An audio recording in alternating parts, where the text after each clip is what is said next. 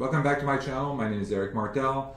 I am a real estate investor and entrepreneur. I've done over $85 million in real estate transactions over the years and about 650 flips over the last 10 years. On this channel, I talk about financial independence, investing, and making more money. If this is something that you like to, make sure you like and subscribe. And today we're going to talk about compounding interest rate, compounding returns. All right, where is my diagram? There it is. All right, let's talk about the power of compounding. So what is compounding interest rate or compounding returns? And this is the big difference here compared to simple interest rate, where you're basically paying a fixed amount of interest or returns every month. A compounding interest means that you're leaving the interest or the earnings in there and you're being paid your returns not only on the initial investment that you have made, but also on the accumulated interest or the accumulated earnings over the previous periods. So this is what it matters, basically interest on interest, and this generates exponential growth by definition.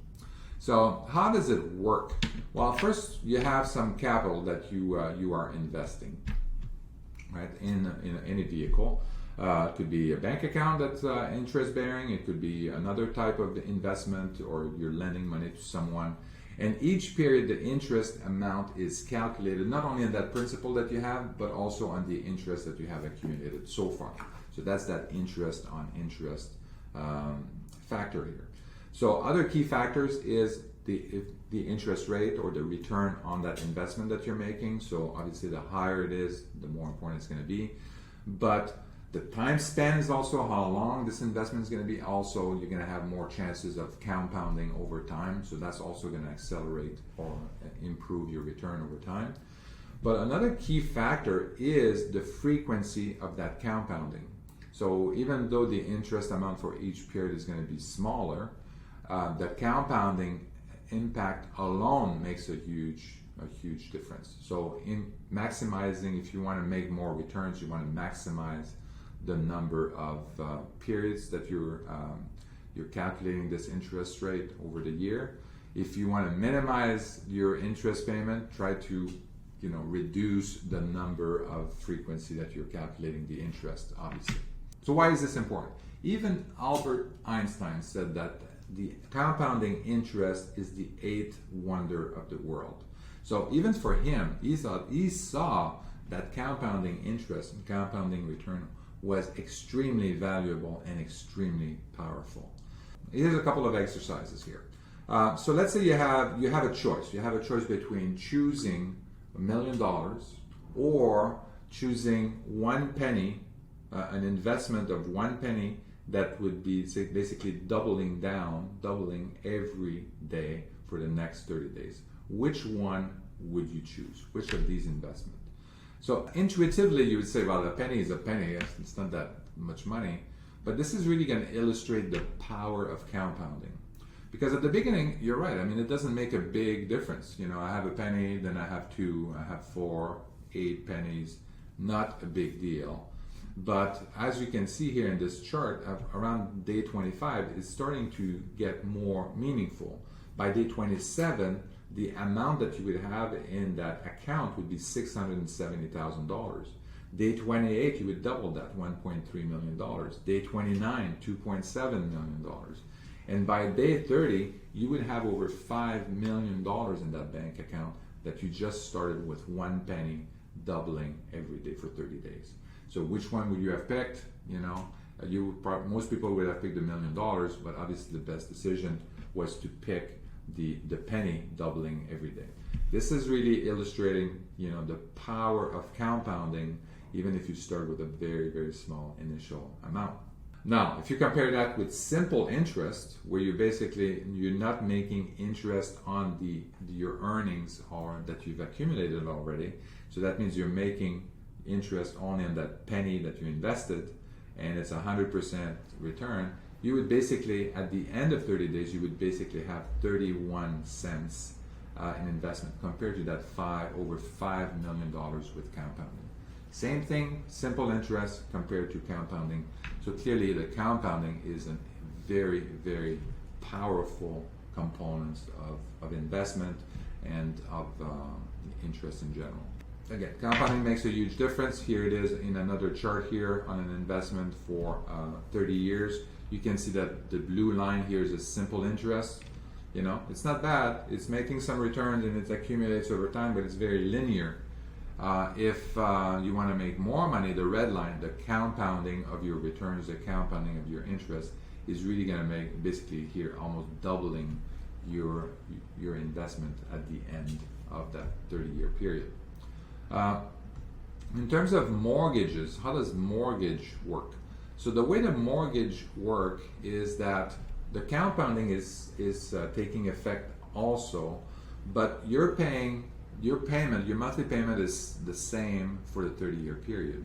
So what's happening here is that at the very beginning of when you start making your first payment, you're going to pay a lot in interest, a lot more in interest than later on.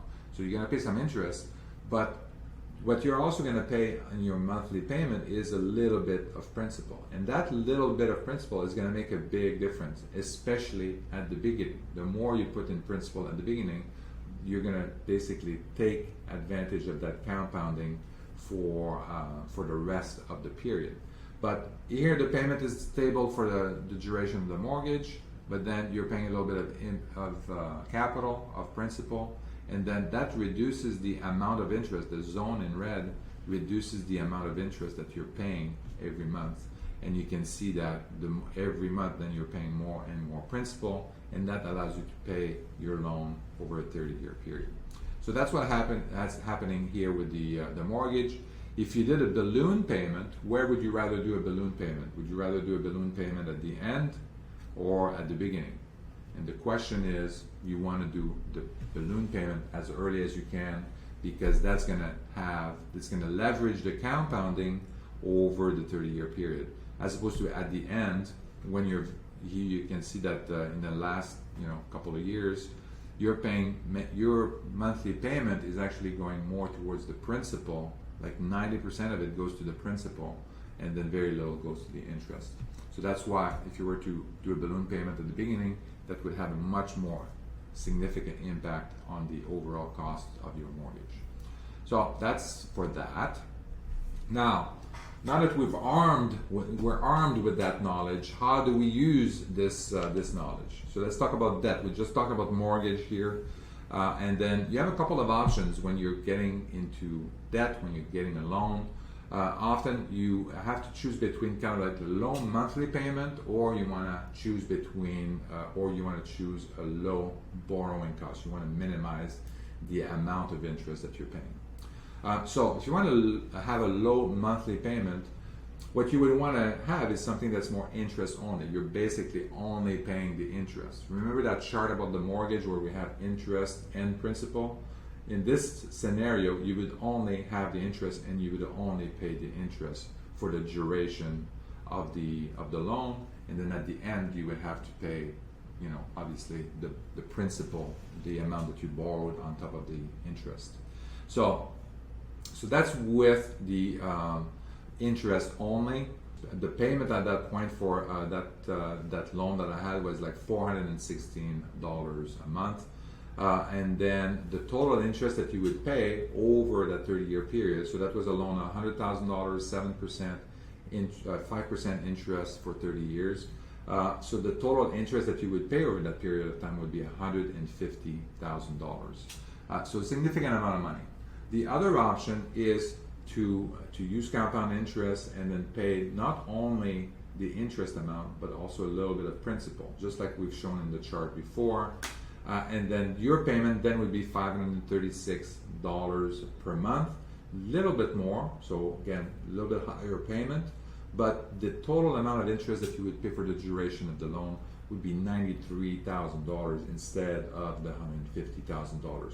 So a significant decrease in the loan cost for that.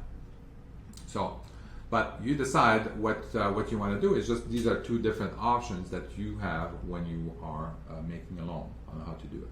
In terms of investment, well, you want to maximize the duration or the period upon which you're doing you're investing.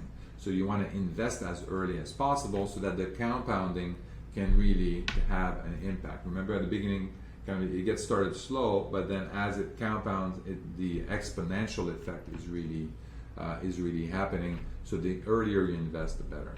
You want to avoid withdrawals. As soon as you go and take money out, this is money that is not going to be compounding the next month. It makes a big impact at the end of your investment period, where if you took some money out, it makes a big difference. The same way that when you're doing a balloon payment on a mortgage at the beginning of the loan, makes a big impact on the overall cost of the loan. You want to maximize the compounding frequency. So how often is this compounding happening? How often are you getting paid your earnings? So that makes a big difference, so that if you get paid on a monthly basis, your earnings, and then you reinvest that, so that makes a much bigger impact than if you get your earnings only like once a year or once a quarter. You want to reduce fees. Fees has a massive impact on the overall return on your investment. Here's an example here of what 1%, so I have an investment here, $10,000 investment at 7% for 30 years, and then the total value at the end of the 30 years is $76,000 if I had no fees. But if I add just a 1% fee on the assets under management, then that fee would be worth over $18,000. I would have $18,000 less in my investment account at the end of 30 years, starting with a $10,000 investment.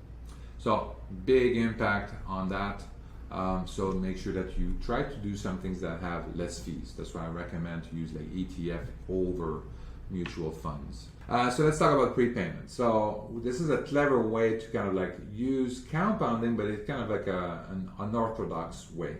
So let's say you're renting your apartment for $1,000 a month, and then, but instead of paying it every month, every 12 months, you go to your landlord and you say, I want to prepay my rent, but instead of giving you $12,000, I'll give you $11,000, and then I'll stay for the 12-month period. So basically, I'm getting $1,000 off over 11,000.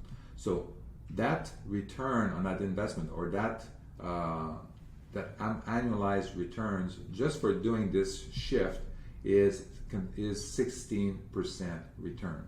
So doing this particular prepayment actually is like investing your $11,000 at 16% interest. So which is pretty dramatic. But this is kind of an interesting way of looking at it and flipping it around. So I hope you enjoyed this video. I'm not making any money doing these videos. I'm really enjoying sharing with you and helping you make more money, achieve financial independence, and maybe be a little bit more financially educated. And if this is something that you like to, make sure you like and subscribe, and see you next time.